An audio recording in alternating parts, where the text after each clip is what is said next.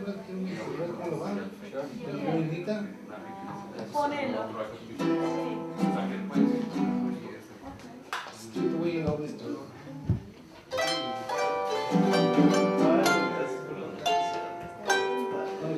Vas a volver con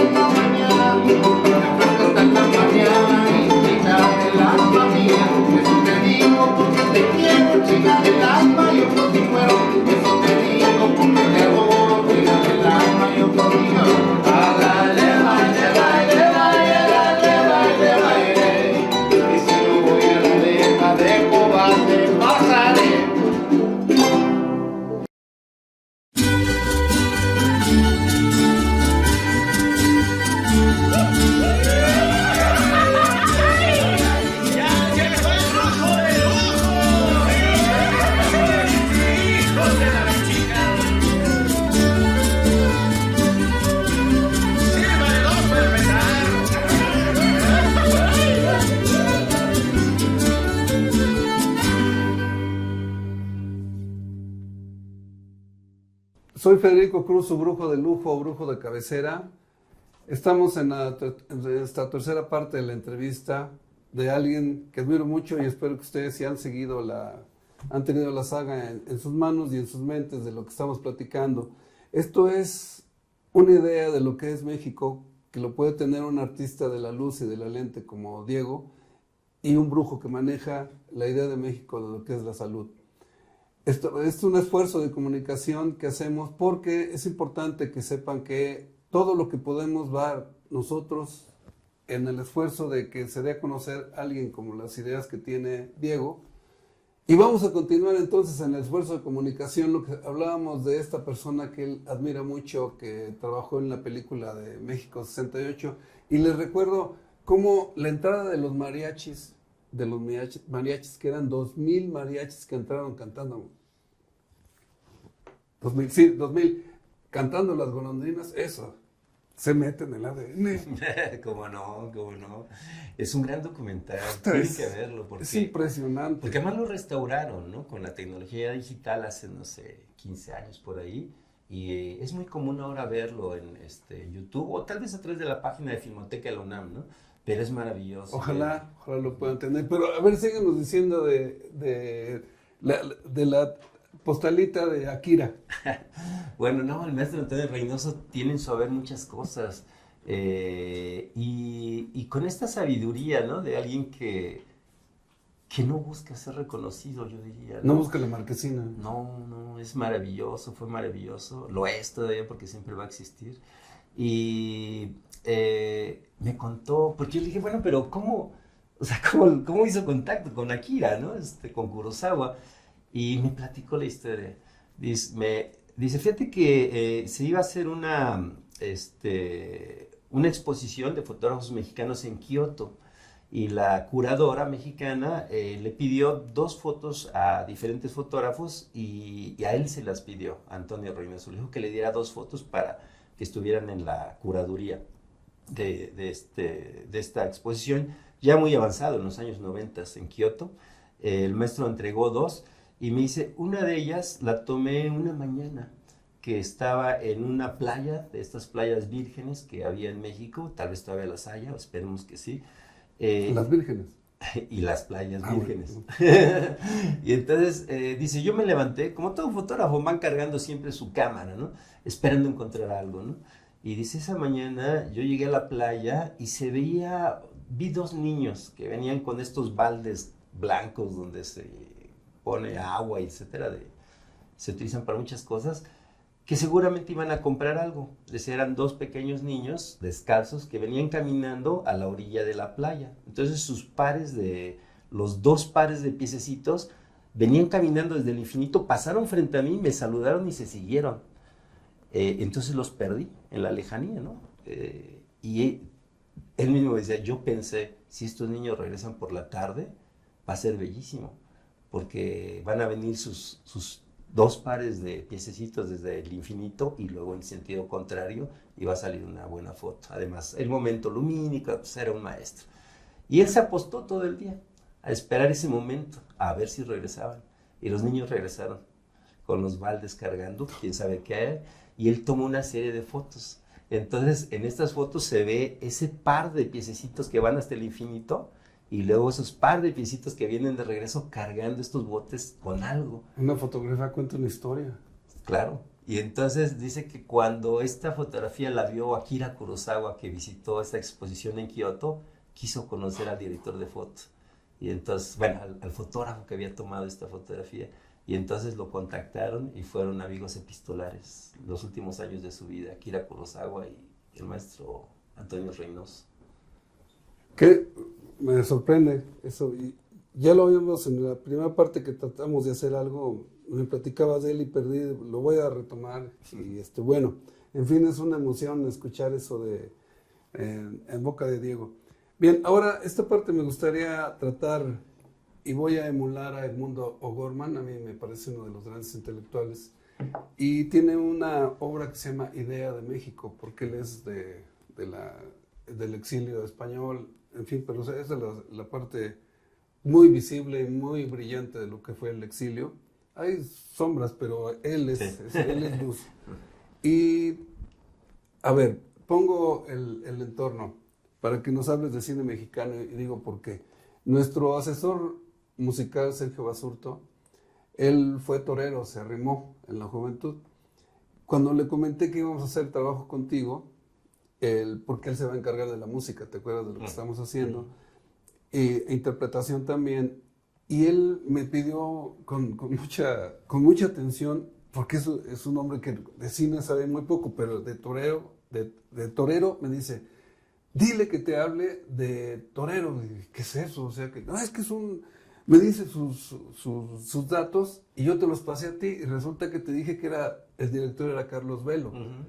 ¿Qué nos comentas de eso? Bueno, pues básicamente la película Torero de Carlos Velo, no soy muy aficionado a la fiesta brava, ¿no? Conozco poco, pero bueno, es una película también icónica, ¿no? Como es icónico también Carlos Velo, creo que de origen español, ¿no? Si mal no recuerdo, Sí. porque es él el que después dirige la versión de Pedro Páramo, la primera versión, si mal no recuerdo, ¿no? ¿Es la de John Gavin? Ah, con John Gavin, justo. Creo el embajador no podían ser más brutos que ponerlo ahí. Sí, de Carlos Velo, bueno, sé eso, era esposo entonces de la mamá de Julissa, ¿no? De esta... ¿Es Rita Macedo? De Rita Macedo, ¿no? Entonces, dirigió eso, ¿no? Pero no puedo hablar mucho de tauromaquia, realmente la tauromaquia no la conozco tanto, ¿no? Pero tú decías que Carlos Velo ya hace un parteaguas de lo que era el cine mexicano, por eso me llamó la atención. Hiciste el comentario de que el cine mexicano tuvo una época de oro y de pronto decayó. Eso es, bueno, así como platicas cosas bonitas, a ver, platícanos de esto. ¿Por qué le dices que hay un declive pronunciado? Sí, no estoy seguro que sea Velo quien sea el parteaguas, pero pertenece yo creo que a ese momento, ¿no? Tenemos esta idea que también pasa, por ejemplo, en la plástica mexicana, ¿no? El rompimiento, ¿no? La generación de rompimiento. En el cine mexicano venimos de esta como tradición de tener la época de oro que le llamamos, ¿no? Y que son grandes películas, ¿no? Particularmente no me parece la mejor parte de nuestra cinematografía, pero no puedo uno negar que son súper grandes películas, ¿no? Y grandes directoras. Gabaldón, muy olvidado, ¿no? Entre otros. Y de pronto viene esta generación muy setentas, ¿no? Que de alguna manera Velo las impulsa, porque Velo no es de esa generación, es anterior, ¿no? Es una persona ya bastante mayor, y entre otros, por ejemplo, se dice que impulsó a José Agustín, ¿no? José Agustín dirigió creo que una o dos películas, ¿no? De su gran admiradora, gran admirada Angélica María. Correcto, porque además eran novios y nadie lo sabía, ¿no? Todos creían que sus novios de Angélica pues eran cuates acá, bien... Sí, no, era tan feo que no se podía merecer a Angélica No. María. Entonces, verlo como que impulsaba a ciertas gentes. A la novia de México. Era la novia de México, además, sí. Pero bueno, viene esta parte de rompimiento que yo diría, ahí sí se da el rompimiento con el famoso Festival de Nuevo Cine Mexicano, ¿no? El concurso en Cine Mexicano Experimental, me parece que se llamó, en el cual... Era con Echeverría ya. Debe ser 66 o 67. Ah, era con Díaz Ordaz. Todavía Díaz Ordaz, fíjate. Entonces, pero quien lo lanza no es el gobierno, en realidad lo lanza este concurso de cine experimental. El primero, solo se hicieron dos. El primero, y según yo es 66, si mal no recuerdo, lo lanza el STPC, el Sindicato de Trabajadores de la Producción Cinematográfica.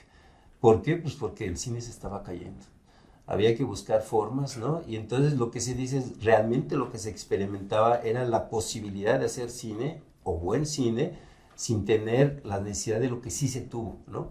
Estas grandes megaproducciones que se hicieron durante la época de la posguerra y de la Segunda Guerra Mundial, en donde Hollywood simplemente dejó de producir, ¿no? Porque había que meter todos los esfuerzos a la guerra, y México toma como esa batuta. Muchos vienen de allá, tanto mexicanos como norteamericanos, a trabajar en nuestra industria y se vuelve una gran industria. Como técnicos, como Como todo lo que artistas, usted sabe. todo, Sí. ¿no? O sea, el Indio Fernández, ¿no?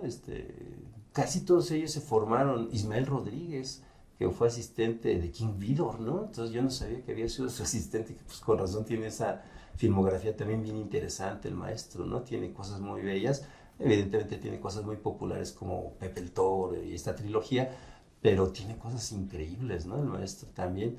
Entonces, creo que ese es el verdadero rompimiento, cuando de pronto llegan muchos jóvenes a hacer cine de manera independiente y como bien se decía, lo que realmente se experimentaba era la posibilidad de hacer cine fuera de la industria y de otra manera que no requiriera tanto dinero, porque eso ya no existía, ¿no? El cine ya era otra cosa en México. Creo que son ellos, esta generación, la que sí hace el cambio y son ellos, yo creo, los que hicieron un gran cine, ¿no? Los 60s, finales de los 60s y los 70s, ¿no? Hasta que llega este declive terrible, bueno, no sé si terrible, puedes llamarlo así, pero dice el maestro Ayala Blanco, ¿no? Es este cine de albures con nalguita, ¿no? Dice, las ficheras, ¿no? Y caemos en eso durante más de 10 años, ¿no? Yo creo que actualmente nuestro cine está en ese mismo proceso, o ya no proceso, sino ya está inmiscuido en esta parte donde estamos otra vez en un gran hoyo como cinematografía. Ahora ya no son los albures con nalguita, ¿no? Ya no son las ficheras, pero son todas estas comedias estúpidas, ¿no? Que se filman con el dinero de todos los contribuyentes. Cuando mencionas eso, siempre digo que el detalle que causa enojo. Para tener a una artista icónica, traen a Sasha Montenegro, que es la mujer de un presidente. Sí, siempre el amante, o sea, las cosas raras, esas que son, hazle algo a ella y no importa, pues no, ni actuaba ni nomás mostraba el cuerpo. Y se hacía, a pesar de que tenía una cara de ese tamaño, pues nada más le veías que medias negras y nadie se fijaba en la cara. Y es enojoso hasta dónde llegaba un poder presidencial. Sí, sí. Pues el caso, fíjate, ese caso, y lo platican varios actores de ese tiempo, ¿no? Esos actores como chistosos, ¿no? Sayas entre ellos, cómo los guaruras los intimidaban, ¿no? En el momento que tenían, sí, lo platican. Rafael Inclán y sí, compañía. ¿no? Sí, cuando tenían que hacer ciertas escenas con Sasha, estaban los guaruros del presidente para intimidarlos y decirles realmente, ¿no? Que no se propasaran, ¿no? Porque ese era el grado de nuestro cine, ¿no? O sea, sí, era un horror. El emperador del día es el que pone, él dice cómo va el reparto, ¿no? Mi vieja va primero. Sí, exactamente. ¿Qué idea tan enojosa de lo que es el cine? Eso y también la pésima musa, ¿no? Margarita. Que por ella fue que se quemó la cineteca y nunca hubo investigación, no hubo nada, nomás se quemó el archivo de la cineteca. Nada ¡Qué horror! Nada ¡Qué más, horror! ¿No? Y además ahí viene la apropiación, porque siempre esa parte del olvido que siempre se forma en la historia cultural de México. En ese momento también se apropió de lo que es el claustro de Sor Juana. Y que la hija de López Portillo se nombra vicerrectora, no tuvo la vergüenza de llamarse rectora, pero ellos se la apropiaron. Y cuando la gente habla generaciones, no, es que se dan muy buenos cursos. ¿Sí? ¿Quién se los dio? Ellos agarraron algo del pueblo y nadie lo pone en duda que fue la gran familia de López Portillo porque él se sentía el gran intelectual. ¿No? ¿Qué? No, y su hermana, pues. No, es que el secuestro, o sea, todas esas historias tremebundas. La misma esposa, que vivían separados y como él iba de presidente, pues entonces le tuvo que llamar. Y las historias de la esposa que hacía con todo el dinero del mundo para hacer el Cervantino, por ejemplo, que ella los hace con sus amantes, los pone a tocar el piano. O sea, es una historia que no se sabe contar, aunque José Agustín se lo toca en las tragicomedias mexicanas, ¿no? Bien, entonces, la época de oro, entonces sí la escribes como fue una parte que ya los gringos están distraídos en la bronca y pues había que seguir haciendo lana, ¿no? Sí. O películas de guerra que son propaganda, como decías del Soldado Ryan. Entonces ya tenemos de vuelta, el cine mexicano no son ahora los Tricanana Films, o sea, Cuarón y ellos. No lo creo. Fíjate que yo creo que estos triamigos, ¿no? Que se volvieron muy famosos. Yo creo que tienen una buena calidad como directores. Y sí pienso que Hollywood explota ese tipo de talento. no quiero decir que sean autores. Personalmente creo que solamente Guillermo, el de Guadalajara. Sí, Guillermo. Del Toro. Del Toro, ¿no? Personalmente creo que de los tres Del Toro es un autor. Y él sí es un autor. O sea, tiene un mundo particular y siempre lo va a manejar. Y además lo maneja maravillosamente, ¿no? No me gusta mucho el cine fantástico ni de ciencia ficción, pero no traiciona su mundo. Es algo que, por ejemplo, sí le pasa a los otros dos, ¿no? O sea, pueden hacer cualquier idea que se les ponga enfrente, cualquier género lo atacan. Habla de un buen profesional, ¿no? Pero no de un autor. Entonces, pero ellos sí, sobre todo Iñárritu, diseñó su carrera para llegar a donde él está y supongo que es muy feliz, ¿no? Donde él está. Pero esto conllevó a que los chicos en México intenten, creo yo, ¿no? Vino ese boom de todos queremos hacer cine, porque hay como esta idea de Hollywood, ¿no? Esta idea errónea, yo diría, ¿no? De llegar a Hollywood, ¿para qué? ¿Quién sabe, no? Pero quieren ir a Hollywood. Porque el cine, en el fondo, yo creo que es un compromiso ético con una sociedad, ¿no? Que hay quienes se quieren ir a otros países a hacer su cine, está bien, pero si el cine mexicano no lo hacen mexicanos, ¿quién lo va a hacer entonces, no? Y creo que en ese sentido algunas escuelas, y básicamente hablo de las dos grandes escuelas de México, siguen formando adecuadamente, yo no sé si bien, pero adecuadamente a algunos compañeros, ¿no? Lo que falta es como esta parte de pensamiento, donde uno se sienta como cineasta, como un artista, inmiscuido en una identidad, y eso no se los dan, ¿no? De repente son chavos que quieren ir a hacer Marvel, ¿no? Y te preguntan cosas un día me preguntó, oiga, ¿cuál de los superhéroes es el más humano? Y yo decía, chale, güey, no sé, cabrón, no sé, ¿por qué me preguntas eso, no? Ni siquiera los conozco, ¿no? O sea, pero están inmiscuidos a ese grado, ¿no? O sea, eso que decía Monsiváis, ¿no? Las generaciones después del 68 son generaciones de norteamericanos nacidos en México, cada vez es más claro. Y yo peleo con eso, ¿no? En el momento que doy clases me gusta estar molestando y hacer ver que esto no debería de ocurrir. Porque si no, entonces, ¿qué tenemos, no? ¿Qué tipo de cinematografía vamos a tener? Si no la hacemos nosotros, nuestras historias, que ese es un gran problema también. O sea, las escuelas en general forman a cierto tipo de chicos, ¿no? O sea, la gente más humilde no tiene acceso a este tipo de lugares, ¿no? Donde se pueden formar cineastas. Es muy claro, ahí hay un asunto también racista, ¿no? Muy, muy claro. Y entonces cuando cuentan las historias de los pobres, pues son la historia para ellos, la parte más pobre de la Ciudad de México es el centro histórico, ¿no? Pepe el Toro. Pero no conocen, ya no digas Nesa, ¿no? O sea, Naucalpan, Tlane, Ecatepec, por decir cosas cercanas, ¿no? a la Ciudad de México, pero no hay esos cineastas, no hay los cineastas que sí conocen esos mundos para poder retratarlos, ¿no? O sea, siempre es la visión del cineasta que ha tenido una vida bien, ¿no? Desde niño, observando a los pobres, ¿no? Entonces, esos rompimientos culturales que me interesa que los señaláramos porque vamos a lo que es tu idea de México. Lo pongo yo en el sentido, por ejemplo, de la música, o sea, la música que se decía de jóvenes, de rebelde, ¿no? Lo que es el rock. Cuando se hace Woodstock, Televicentro de aquel entonces paga para hacer un festival y yo siempre pregunto a los de mi generación, no, es que fue un gran encuentro, no, espérate.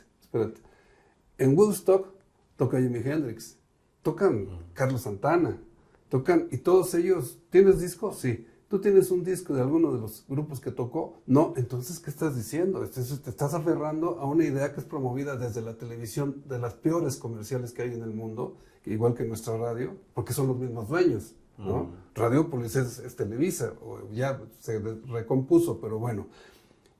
Entonces, por ejemplo, con el cine tenemos el Festival de Acapulco, la reseña que se hacía, y es un remedio de lo que estamos... De lo que se hacían, venían 2, 3 artistas y hoy todo el mundo se sentía que ya Johnny Weissmuller lo quería recuperar, pero es un remedio nada más lo que nos están haciendo. O por ejemplo la premiación de los Ariel, ¿no? Y de vuelta, si ven los Goya, los problemas que tienen los españoles para que luzca más o menos su cine, pues es que todo es una copia de lo que hacen los gringos, ¿no? Sí. Eso es esa es la historia de México, ¿no? Siempre el querer arremedar, el querer... Y sale precisamente un remedo. Y se notan las costuras de cuando haces el remedo, ¿no? Sí, sí, a mí me parece que, sobre todo en la parte de cine en México, que como digo, pues es mi labor, ¿no? Siempre me he dedicado al cine. Sí hay como esta forma, no es nueva, lo que está pasando ahorita, por ejemplo, con el asunto Trump, ¿no? Hay mexicanos pro-trumpistas, ¿no? Que Sí. les encantaría que el país se hundiera, ¿no? Bueno, o sea... O se uniera, pero sin nacos. Sí, claro, ¿no? Sí, sí, pero los feos no entran, ¿no? Pero también lo hay en el cine nacional, ¿no? Entonces sí hay como esta forma de, para ser mejores hay que parecernos a los que son la potencia mundial, ¿no? En este caso puede ser europeos, pero sobre todo norteamericanos. Entonces lo que se hace son como copias. Inclusive yo me acuerdo, por ejemplo, que el año que ganó como mejor música una película que se llamó Filadelfia, y que la música era de Bruce Springsteen, ¿no se acuerdan? Ese año ganó como mejor música Alex Lora. En los Arieles, o sea, es ridículo, ¿no? O sea, En los Arieles, sí, es el síndrome de Filadelfia, ¿no? Se llamaba algo así. No me acuerdo cómo se llama, ¿no? Que era una planta que se descompone en la planta atómica. No, era sobre homosexuales, ¿no? Si no recuerdo. Se llama Filadelfia, según yo. ¿Ah, sí? Solamente. Ah, Sí. ¿está bien, Diego? Yo me acuerdo que había un síndrome, pero Probablemente hay otros, digo, es un nombre muy genérico, ¿no? hasta un queso. Ah, sí, sí, es cierto. Sí, es cierto, que es Filadelfia. Bien, entonces, por último, ¿cuál es tu idea de México? ¿Es una idea, es una imagen, es una luz, es una sombra, son tinieblas? No, yo creo que es luz, actualmente. Bueno, tú también has estado fuera de México muchas veces, ¿no? A mí me tocó estar, pues literalmente exiliado 10 años, ¿no? Y observar a México desde fuera es interesante, porque cuando regresas te das cuenta de que cuando no te puedes salir de la bola, no ves que la bola está rodando, ¿no? Simplemente estás dentro de esta bola y la bola rueda y tú no sabes que estás rodando, pero cuando te sales de la bola y dices, ah, mira, rueda, ¿no? Ves muy diferente. Tengo la impresión, bien y mal México, ¿no? O sea, mal por toda la herencia, además de política social que tenemos, ¿no? Hablaba de esta situación del narcotráfico, que los chicos, yo no sé qué va a pasar con ellos, ¿no? Son chicos de entre 20 y 30 que tienen mucha necesidad de protección, ¿no? De sus padres. Y luego se extrañan de que no quieran salir de la casa de sus papás. Sí, no, pues es que es eso. O sea, ¿qué va a ocurrir con esa generación? ¿No? Y luego les viene el COVID encima, ¿no? Es una generación... Primero el SIDA y luego el COVID, más miedo socialmente. No, claro, ¿no? Y de por medio la guerra del narcotráfico, Sí. ¿no? Entonces, es una generación que ojalá ellos se den cuenta y puedan superar eso, ¿no? Porque creo que a veces no son conscientes ni ellos ni sus papás de lo que les está ocurriendo. Es muy grave. Es muy grave que chicos de esa edad tengan que depender de sus papás, no solo económicamente, eso, bueno, a algunos nos tocó así, ¿no? Pero el caso de ellos es una dependencia muy grande, o sea, muy grande. Yo creo que tiene que ver con esta forma de protegerlos demasiado, ¿no? Eso es por un lado, creo que ojalá y esto cambie, ¿no? Para las siguientes generaciones, yo espero que sí. Pero por otro lado, sí somos como un faro actualmente en el mundo, ¿no? Yo pensaría. Tradicionalmente las izquierdas siempre fueron europeas o sudamericanas, ¿no? Independientemente del inicio de la izquierda en la Unión Soviética, bueno, después Unión Soviética, y tal vez un poco en Asia, ¿no? Con las guerras de los años 60 y 70. Pero, digamos, como las ideas de izquierda siempre eran o europeas o sudamericanas, ¿no? Actualmente yo no sé si la 4T sea o no izquierda, Sí, pero sí, eso es algo a discutir todavía. Pero sí hay México se observa en el mundo a partir de este movimiento donde sí se engloba a muchas personas de este país, ¿no? Se puede discutir mucho, yo también discutiría muchas cosas, ¿no? Acerca de qué está ocurriendo, pero definitivamente hay algo en términos de propuesta social que está dejando atrás a muchos lugares, ¿no? España, Sudamérica en general, ¿no? Y a nivel no solo de Hispanoamérica y España, sino en otros países del mundo voltean a ver a México, ¿no? Como qué está pasando y por qué funciona así. Porque sí estamos en este momento donde de pronto puede volverse la hegemonía de las grandes corporaciones, ¿no? Sí. O sea, hay gentes ahorita al lado de Trump que pueden comprar varios países con su dinero. O sea, si esto se pudiera, lo harían, ¿no? O sea, compro 4 países para mí, ¿no? Porque Con tengo todo y el dinero para... sirvientes. Sí, claro, con todo y la gente adentro, ¿no? Que son las almas las que cuentan, ¿no? Si es que cuando se vendían en lugares con esclavos, lo que se contabilizaba eran la cantidad de esclavos porque son las almas que comprabas, ¿no? Sí. Entonces imagínate, ellos pueden comprar millones de almas, ¿no? Con el dinero que tienen. Estas grandes corporaciones, digo, lo que está pasando ahorita en Estados Unidos son no solo la élite, sino además son quienes van a gobernar este país durante los siguientes 4 años y el enfrentamiento global que ya lograron en menos de 3 meses, ¿no? Y al igual que en todo el mundo hay gente partidaria de estos que están ahí. Sí. Pero en fin, por algo nos dedicamos con optimismo a la educación. Es un gusto haberte tenido con nosotros. Es un gusto también avisar que estamos trabajando en algo que puede salir algo muy bueno estando tú, estando el trabajo de Guillermo, que es experto en botellas de Pato Pascual para hacerlo floreros. Del equipo que estamos conformando, vale la pena. Gracias, Diego. Es un gusto tenerte con nosotros y expresándote así. Federico, muchas gracias. Ya vamos a ver ahora qué nos traes ahora para comer, a ver si es algo anticocinesco como es tu costumbre. Adelante, Yaya. Hola brujo, hola comunidad en resistencia. Para esta viernera he preparado unos panqueques salados. Los ingredientes son huevo, un huevo, 2 cucharadas soperas de kefir, 1 cucharada sopera de pan, de la harina de maíz precocida, pan, y queso rallado, del que quieran. Yo le puse queso ranchero. Le pueden echar, no sé, espinacas, cilantro, perejil, también puede ser cebollín, lo que a ustedes se les antoje,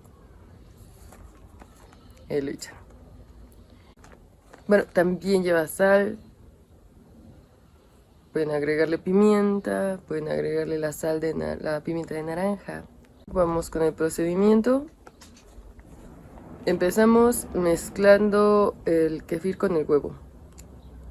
En la mezcla húmeda mezclamos la harina con el queso y le agregamos la hierba, la especia que ustedes deseen agregarle. Yo a una le puse cilantro, a otra perejil y a otra le eché pues puse unos ajos a que echaran su brotecito y pues los pones en agua, pones el ajo y ahí los dejas unos días, empiezan a echar raíz y a hacer a echar su brotecito es como una especie de cebollín, pero sabor a ajo, muy muy rico, suave, no es muy potente, no es potente como el ajo, es muy suave, pero da un sabor muy delicioso. Y pues también le eché de ese, tanto el cilantro como cebollín de ajo, los piqué así picaditos y se los eché a la mezcla, ¿no? de kefir con huevo y pan, y harina pan. Me recomendaron mucho la de espinacas, pero no tenía espinacas, entonces pues no la eché, pero pues yo también se las recomiendo. Y ya, lo mezclan todo, mezclan entonces el huevo con el kefir, la hierbita, la harina y el queso. Luego lo ponen en un sartén chiquito, yo lo puse en un chiquito y como hice 3 diferentes, entonces me quedaron un poco delgaditos. Pero si le echan, yo creo, la mitad de la masa o más, se hacen así gorditos como hot cakes. Y bueno, también mi sartén era chiquito, Si ustedes tienen un sartén chiquito para huevos estrellados, pues ahí lo pueden hacer. Y ya, nada más hay que dejar que se cosa y ya. Cuando quedan doraditos, quedan como muy secos. Entonces ya no están tan chidos. Pero si los hacen así que apenas se cosa y ya, quedan jugositos, pachoncitos y bien deliciosos.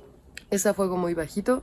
No le pongan el fuego muy alto porque se doran por fuera, se secan y ya no se cocen por dentro o se tardan más y ya se tostaron por fuera.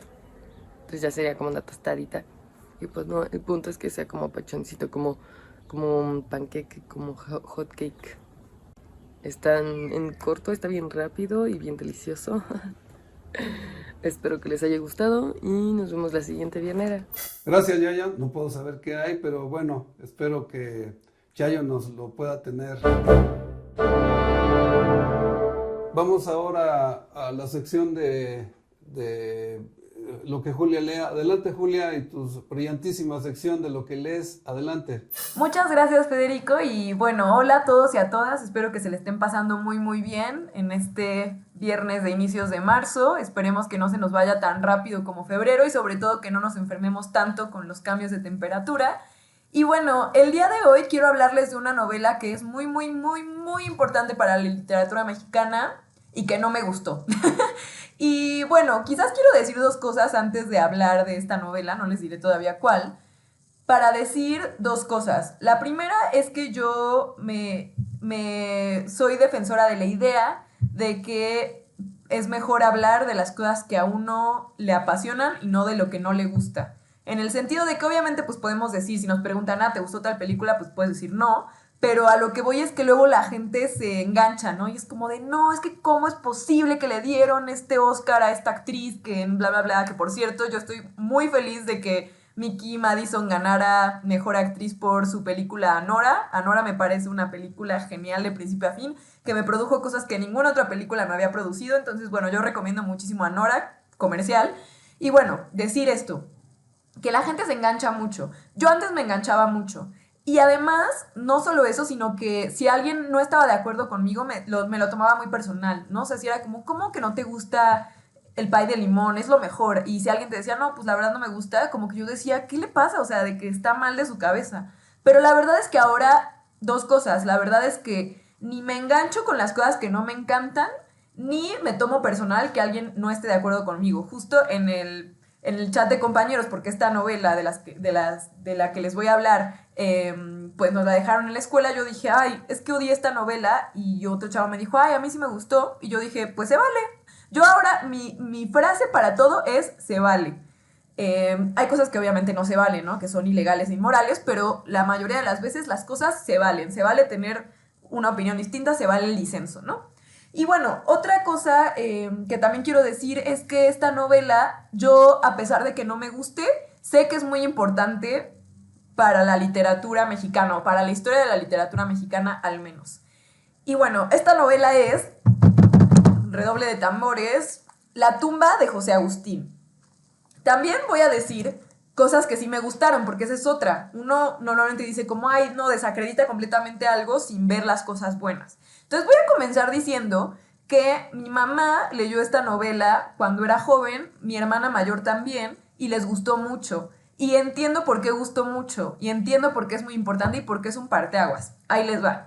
José Agustín, que es un escritor que falleció hace muy, muy poco, me parece que 2024, el año pasado, fue uno de los, autores de La Onda, ¿no? La Onda fue este movimiento que comenzó a hacer una literatura distinta en un momento en que todo el mundo estaba un poco, anquilosado, siguiendo con sus novelas de la Revolución o con sus novelas muy elitistas que nadie entendía. Entonces llegaron estos renovadores, Parménides García Saldaña, Patricio Sáenz, José Agustín, a decir como, no, a ver, la literatura puede ser otra cosa. La literatura puede tener que ver con la música, con las películas, con el rock and roll, con las fiestas, con las drogas, con el alcohol. Y entonces renovaron realmente la literatura mexicana.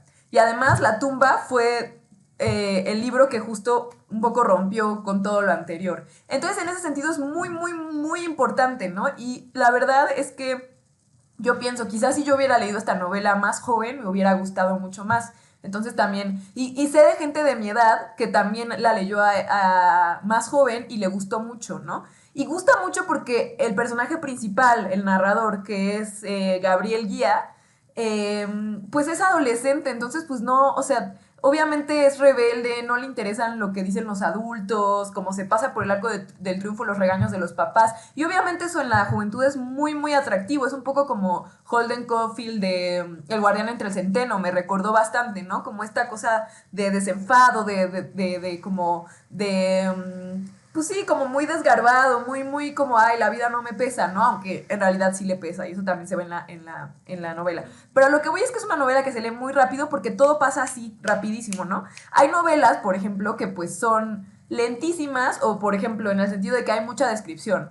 Y yo creo que José Agustín pues sí hizo una declaración de principios diciendo, yo, no, o sea, sí voy a describir algunas cositas, pero tampoco me voy a detener así toda la vida de que hay tal, tal, tal. Y eso es muy importante. Y hay momentos formales muy interesantes, donde de repente como que hace cosas con los diálogos, donde pone como una diagonal y sigue, o sea, hay un sentido de la forma, eso sin duda.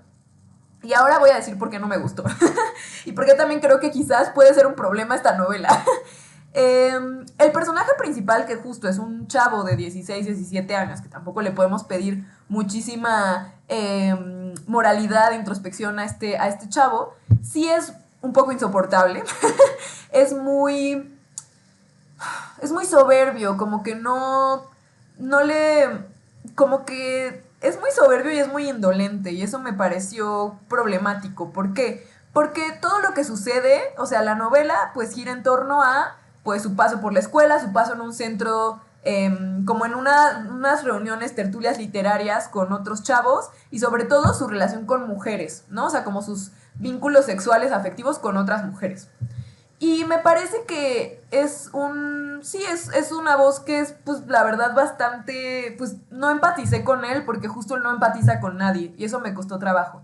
Siento que también su manera de ver a las mujeres es muy problemática, como que sí todo el tiempo las trata mal y además los personajes femeninos siento que no están tan bien delineados, siento que la verdad como que son varias mujeres las que salen y podrían ser casi que la misma, ¿no? Solamente hay una que la verdad creo que es, o sea, que me encantó, que se llama Dora, que sale muy al inicio y después sale al final. Es una compañera de Gabriel que al inicio como que la acusa con su maestro y dice que Gabriel plagió una historia de un cuento de Chekhov y el maestro le cree a ella y pues Gabriel le dice como, oye, ¿qué te pasa, Dora? Y después Dora pues reprueba, entonces la mandan a Austria y regresa. Eso es muy interesante, ya como por el final regresa. Y le dice algo muy interesante, o sea, le dice como, bueno, es que yo cambié. O sea, entonces les quiero leer lo que le dice Dora. Bueno, porque para esto, pues Gabriel y Dora tuvieron sus cosas y esta vez que regresa, como que Gabriel la intenta besar. Y entonces ella le dice, ¿para qué, Gabriel? ¿Para qué? Y Gabriel, la voz de Gabriel dice, quedé abatido, con vergüenza, sin saber qué decir. Dora prosiguió. En verdad, no entiendo ya esto. Quizá antes fue mi vida, quizá fue lo normal, pero ahora es tan distinto, Gabriel. Así debe de ser, ¿no? Debes cambiar, superarte, encontrar otro mundo. Lucha, rompe tu lindo hocico. Siempre pelea por algo, cuate. Tarde o temprano sabrás por qué, pero debes abandonar la vida que llevas. Tienes que buscar para entablar la batalla, ¿oyes? Esto es muy serio, Gabriel. Buscar. Detesto parecer moralista, pero ¿qué caso tiene que me beses y que vayamos a la cama y que todo sea igual que antes? Debemos avanzar, no quedarnos estancados, seguir adelante hasta rompernos la cara. Y hay que averiguar la manera de hacerlo. Yo sé qué busco, pero tú debes buscar aún. Maldita sea, escúchame, Gabriel, hay que hacerlo. Entiende, por lo que más quieras, hay que buscar.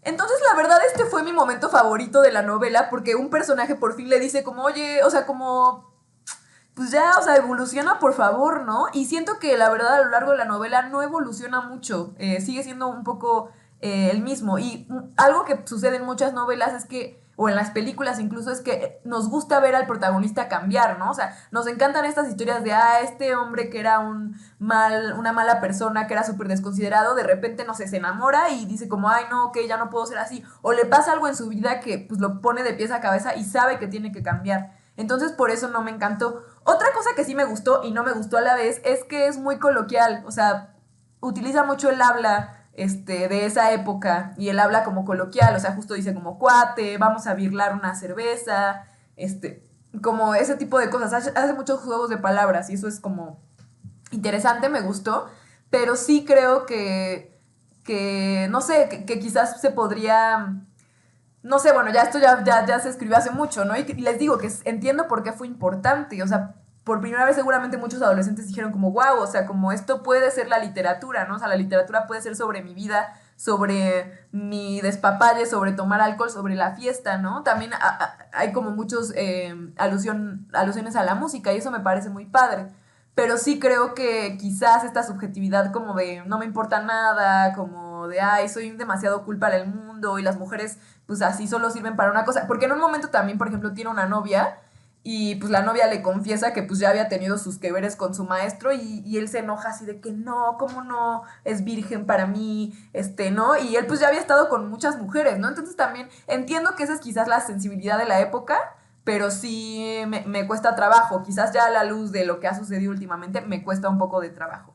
Pero bueno, si ustedes han leído La tumba, díganme qué pensaron. También algo muy bonito es que creo que luego hay ciertos libros que son para cierto momento y, por ejemplo, pues esto, o sea, sé que hay gente que en su juventud le pareció muy, muy genial. Quizás yo ya estoy demasiado grande o quizás no es mi momento, no era el momento en el que yo quería leer esto. Pero bueno, me parecía importante mencionarlo y pues bueno, les mando un abrazo muy muy grande y pues nos vemos pronto. Gracias, Julia. Ya volveremos contigo en la siguiente y tus oportunos comentarios. Si es hombre o mujer, como siempre he dicho, se nota la diferencia.